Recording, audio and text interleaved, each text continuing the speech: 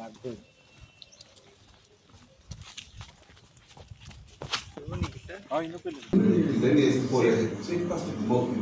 কিন্তু আরেকটা ঘটনা দেখা গেল এখানে ঘটনা হলো বাড়িতে বাউন্ডারি ওয়াল একটা মানুষকে লাইটের দিকে প্রাণ দিয়ে নামাতে ওইসব ঘটনা চলছে।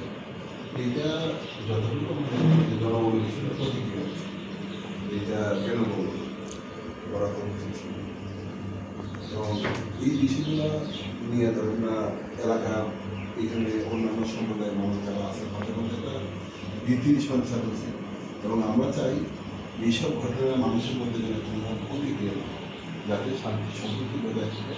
তার জন্য সবচেয়ে বেশি গুরুত্বপূর্ণ ভূমিকা থাকতে পারে। আমরা তো শুরু থেকে ভোরবেলা থেকে মূলত এইটাই, কারণ এরকম ঘটনা তো হয় না, কিন্তু আকস্মিক ঘটে গেছে আমাদের জেলার মধ্যে। যাই হোক, এখানে আপনারা ভালো ভূমিকা নিয়েছেন, কিন্তু তার মতো এই বিষয়গুলি মানুষের মধ্যে একটা হুঁশিয়ারি আছে। কেন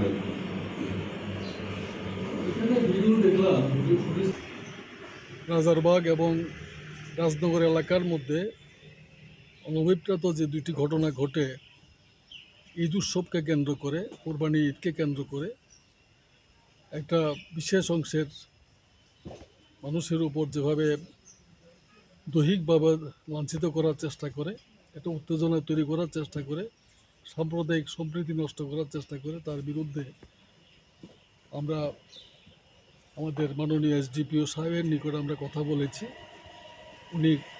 আমাদের বক্তব্য হচ্ছে, কোনো অবস্থায় দুই সম্প্রদায়ের মানুষের মধ্যে যাতে অনৈক্য তৈরি না হয়, শান্তি সম্প্রীতি ঐক্য যাতে আমরা বজায় রাখতে পারি, তার জন্য আমরা বিষয়টা মাননীয় এসডিপিওর নিকট আমরা উপস্থিত করেছি।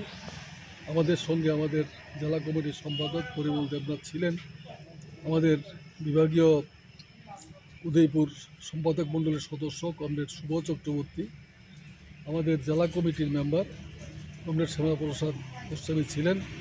আমরা বিষয়টা এসডিপিওর সঙ্গে আলোচনা করে ওনার দৃষ্টি আকর্ষণ করেছি। উনি বলেছেন, কথা দিয়েছেন যে সাম্প্রদায়িক সম্প্রীতি যাতে নষ্ট না হয়, উনি সব দিক থেকে উনি চেষ্টা করবেন, সাহায্য করবেন, সহযোগিতা করবেন।